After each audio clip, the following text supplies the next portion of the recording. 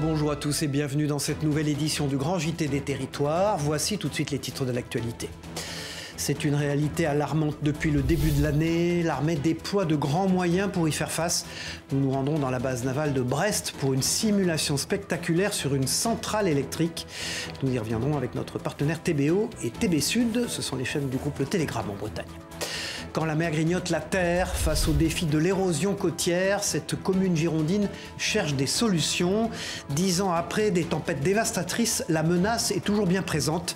Le maire de la ville a présenté les rénovations du front de mer. Nous irons sur place dans un reportage exclusif de notre partenaire TV7, la chaîne du groupe Sud-Ouest. Les enseignants se mobilisent contre les réformes nationales. Cette semaine, ils étaient des milliers dans les rues de la capitale. Ils continuent de protester contre le choc des savoirs et les groupes de niveau. Ils réclament aussi plus de moyens pour l'école publique. Nous y reviendrons avec notre partenaire 20 minutes TV. Et puis, comment transmettre la passion agricole dans cette période de crise ? Dans les Vosges, cette ferme fait découvrir aux plus jeunes le métier d'agriculteur. Près de 1700 enfants ont déjà été accueillis. De quoi faire naître des graines de futurs talents. Nous y reviendrons en fin de journal. Comment s'y préparer? Je vous l'annonçais, depuis le début de l'année, les services de l'État sont la cible de cyberattaques d'une ampleur inédite. La Russie serait notamment liée à plusieurs d'entre elles. Face à cette menace, l'armée se prépare. À Brest, vous allez le voir, la base navale nous a ouvert ses portes pour assister à une simulation de cyberattaque sur une centrale électrique.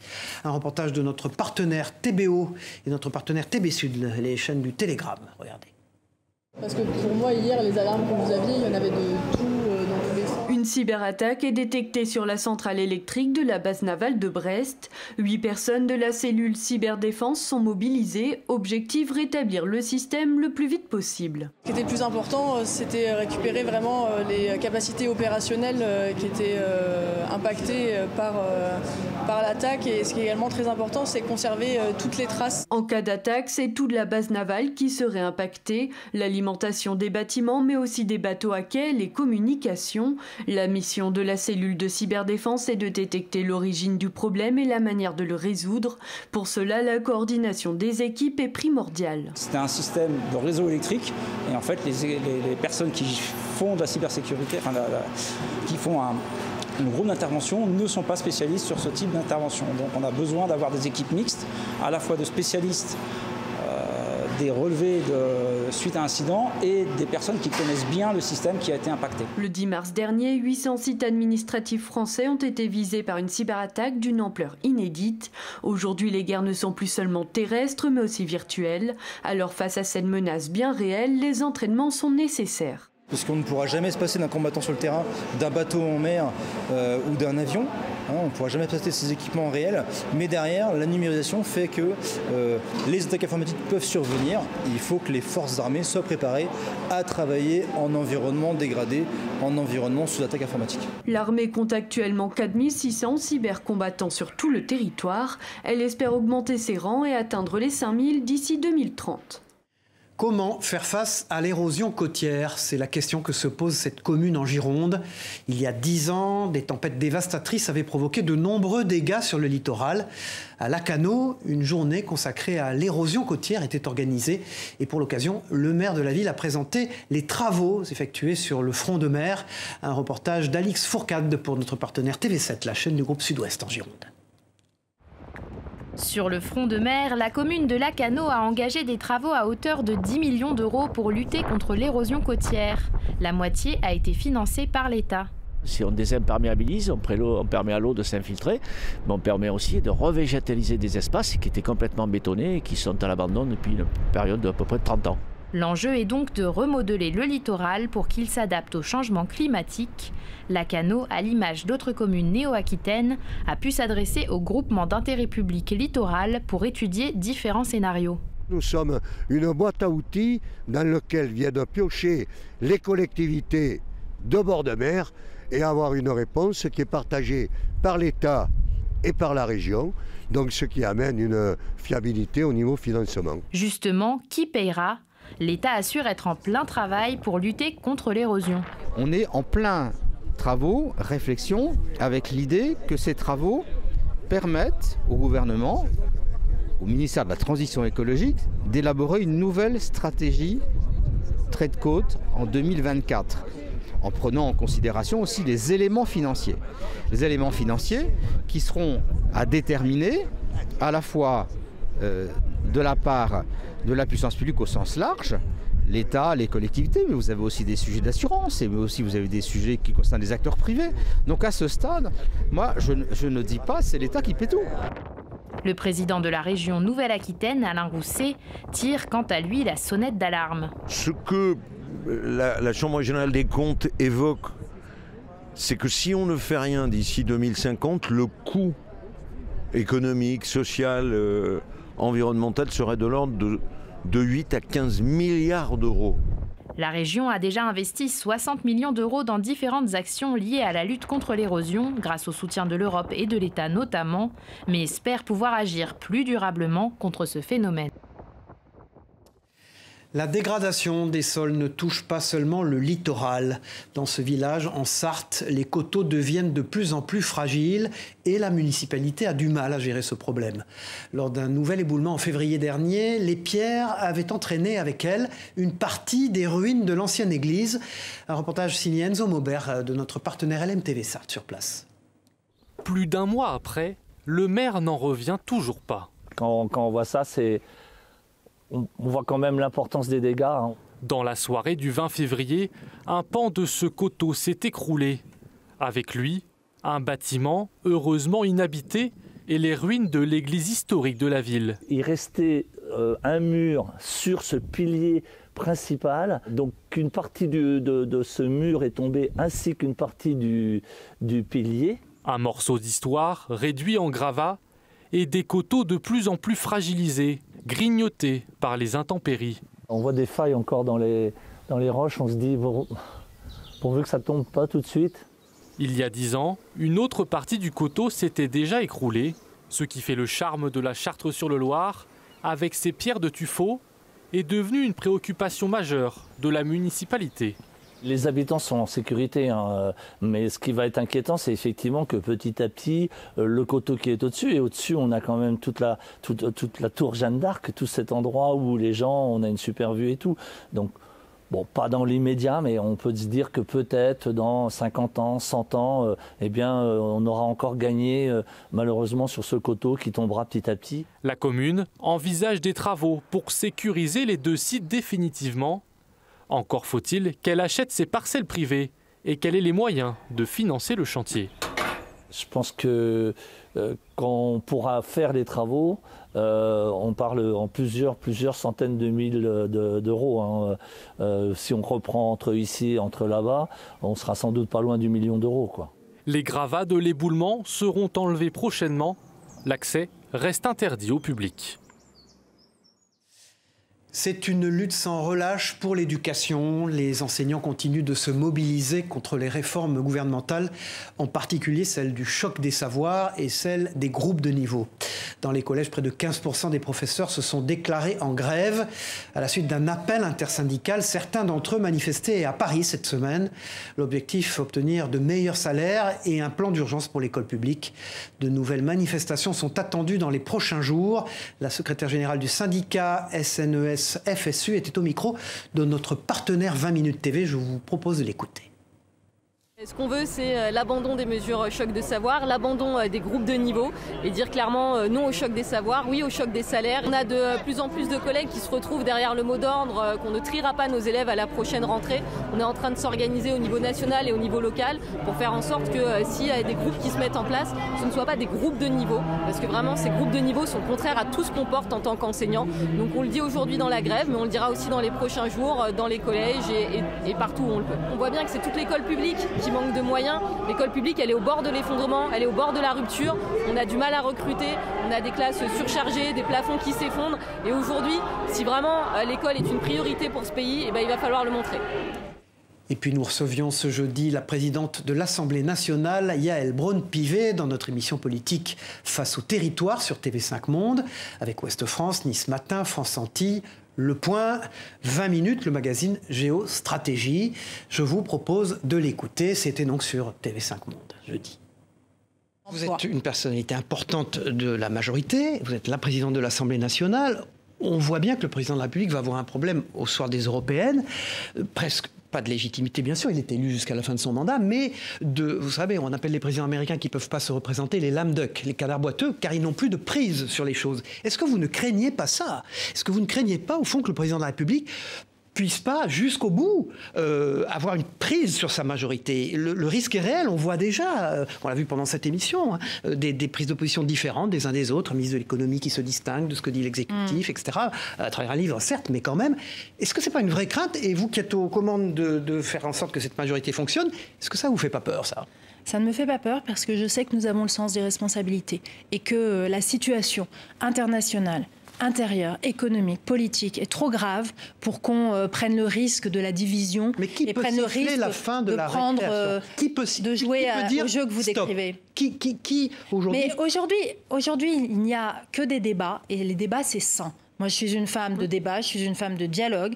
Après, ce qui est important, c'est que nous puissions marcher ensemble lorsque les décisions sont prises, et c'est ce que nous faisons systématiquement. Un vent d'autonomie souffle sur la Corse. Retour en images sur l'adoption d'un projet constitutionnel pour l'autonomie de l'île, envié par la Guyane, l'Alsace, le Pays Basque ou encore la Bretagne. Ce texte est celui sur lequel le ministre de l'Intérieur, Gérald Darmanin, et plusieurs élus corses s'étaient entendus mi-mars à Paris.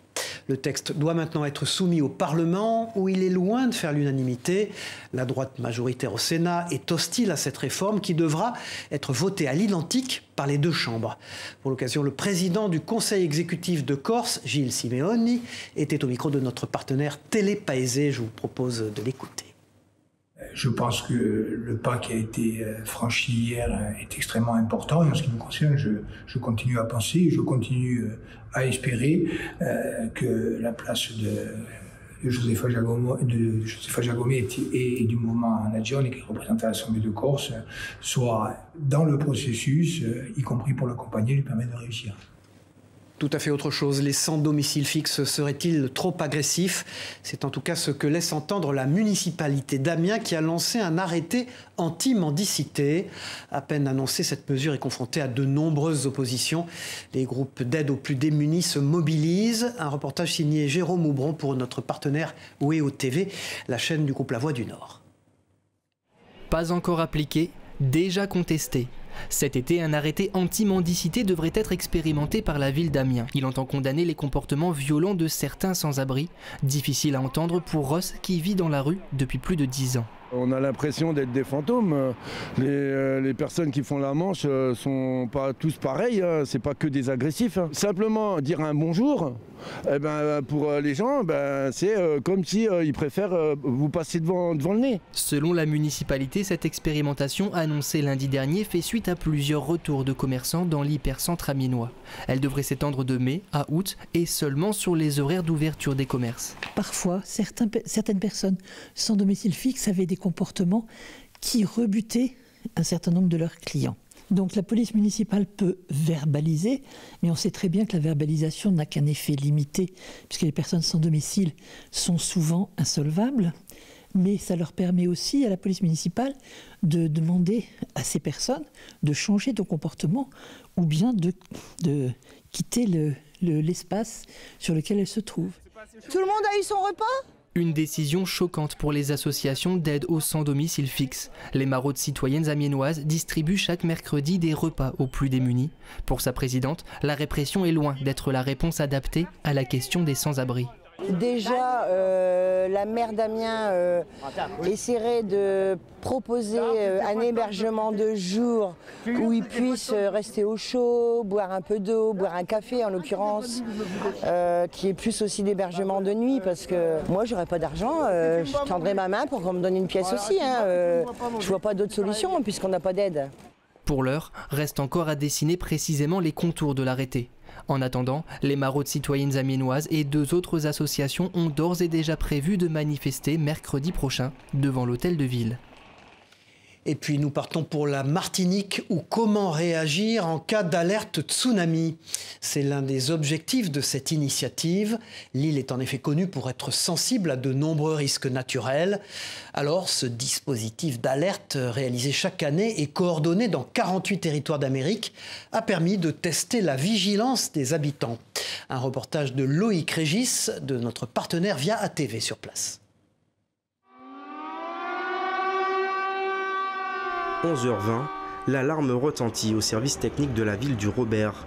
À quelques centaines de mètres de là, le signal est faiblement perçu, mais l'évacuation peut débuter. Certains commerçants baissent leurs rideaux et montent les étages pour se réfugier. Habitants et employés municipaux se dirigent vers les points de ralliement. Un exercice formateur selon les participants qui ont joué le jeu. Au Robert, ville côtière, il existe une 50aine de points de ralliement en cas d'alerte tsunami. Celui-ci concerne une partie des habitants du bourg. Il est situé à 15 mètres au-dessus du niveau de la mer. La faible participation du jour n'est pas décourageante. Elle permet de mettre en lumière les axes d'amélioration. Concernant déjà l'alerte, nous avons une sirène pour l'heure qui permet de donner l'alerte pour le littoral. Ça n'a pas été audible de toutes les personnes qui étaient dans la zone. L'information devrait être relayée par la police municipale par la suite avec des voitures sonorisées, mais là encore, ça n'était pas toujours audible. Donc nous avons des réglages à faire sur la diffusion de l'alerte de manière générale du message. C'est en effet l'objectif de cet exercice. Rappeler les bons gestes pour évacuer les populations à proximité des cours d'eau et insister sur le fait que notre territoire est placé dans une zone sensible. La population doit être à nouveau impliquée, vraiment se sentir impliquée, car oui, c'est un exercice, mais ça peut arriver.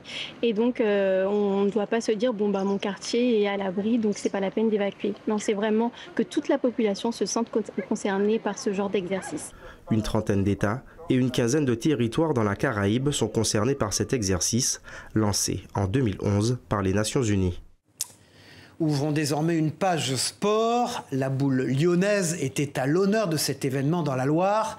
Cette discipline sportive, différente de la pétanque, est une spécialité du département. Et les règles sont bien précises. À Chazelles-sur-Lyon, les meilleurs boulistes français étaient donc réunis dans le nouveau stade de la ville. Un reportage de Thibaut Rivière pour notre partenaire TL7 dans la Loire. Ici, pas d'amalgame. La boule lyonnaise est un sport avec des règles bien spécifiques qui se différencient grandement du jeu qu'est la pétanque. Le principe de jeu est similaire, c'est un jeu avec un but, des boules et joué en 13 points.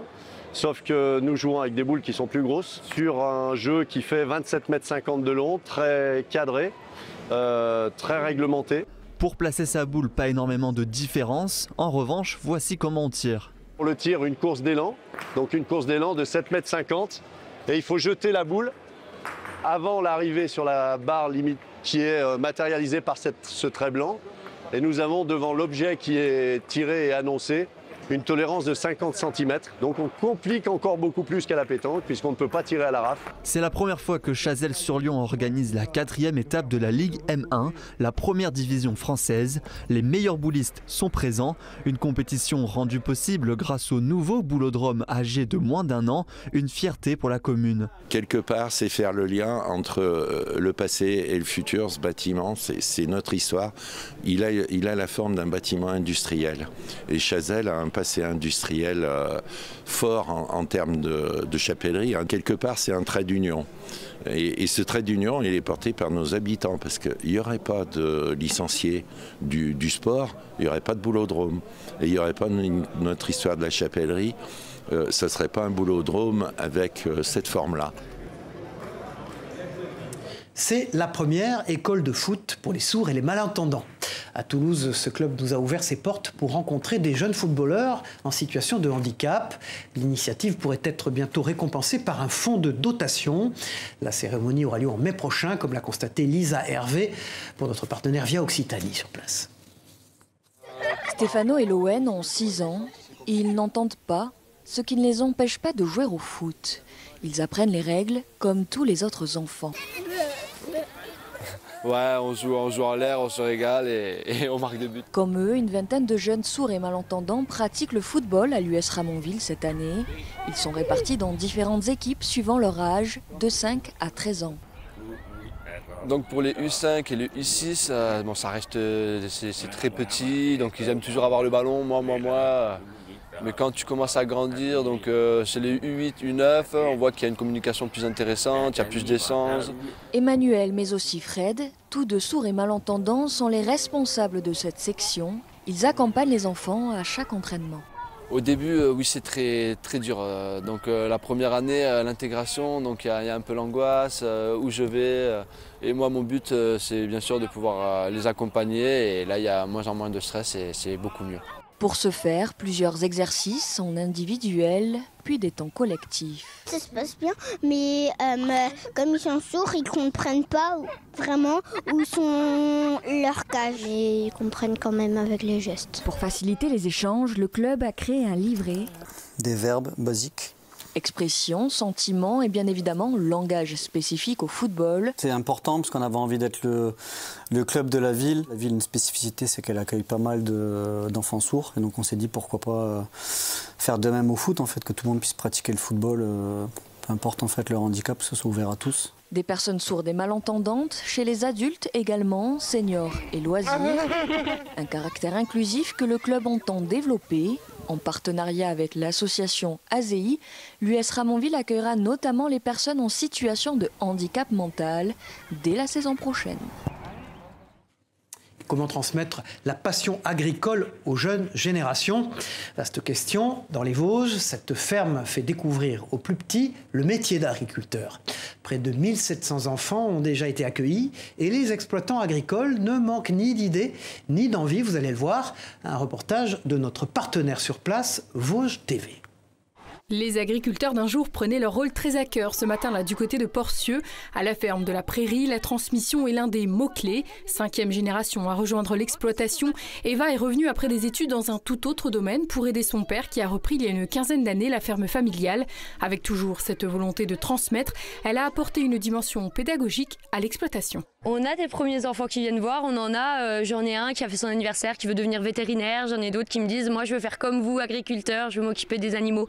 J'espère que ça peut créer des voies, j'espère des vocations, des choses qui peuvent leur plaire. Moi j'essaye de leur montrer le bon côté comme le mauvais côté des choses, parce que le métier d'agriculteur aujourd'hui il n'est pas facile, mais c'est vraiment le plus beau métier du monde. Et je le conseille à tous les enfants qui peuvent venir chez nous. Et on la pousse.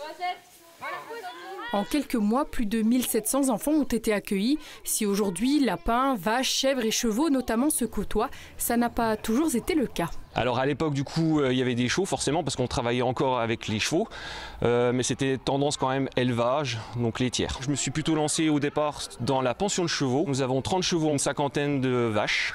Donc nous avons aussi bien des charolaises, 45 charolaises, nous avons 3 vosgiennes et nous avons aussi une petite troupe de Highlands. La ferme de la Prairie, c'est aussi une attention particulière à la biodiversité.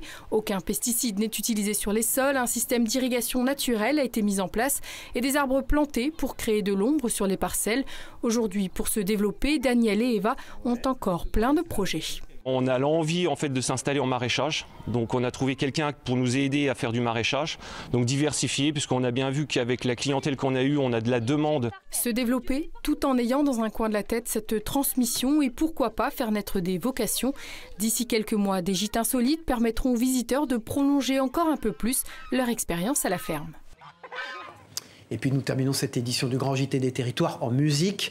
À Coignières dans les Yvelines, cet atelier de chant choral réunit les chœurs et les voix de personnes de tout âge.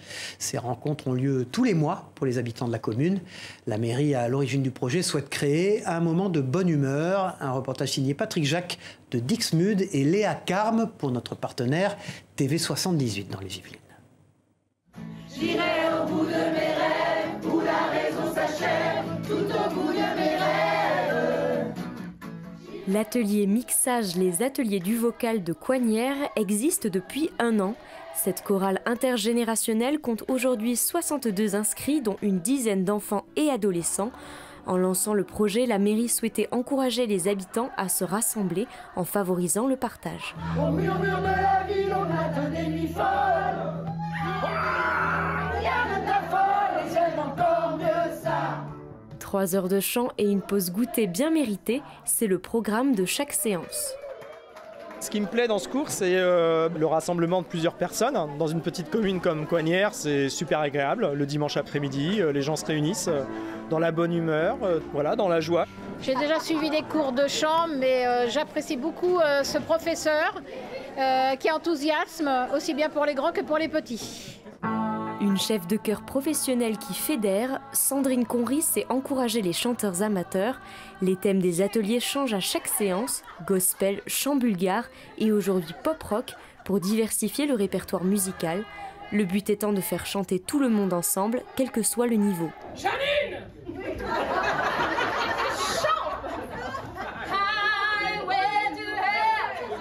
Tout le monde a cet instrument, on a tous sur nous, qui coûte pas cher, qui est facile à déplacer.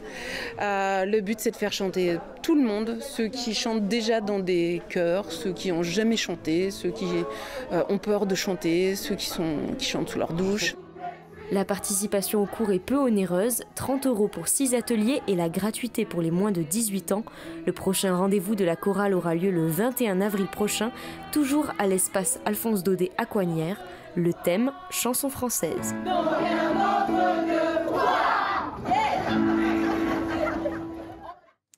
Voilà, c'est la fin de cette édition. Merci à tous de nous avoir suivis. On se retrouve très vite pour une nouvelle édition du Grand JT des Territoires.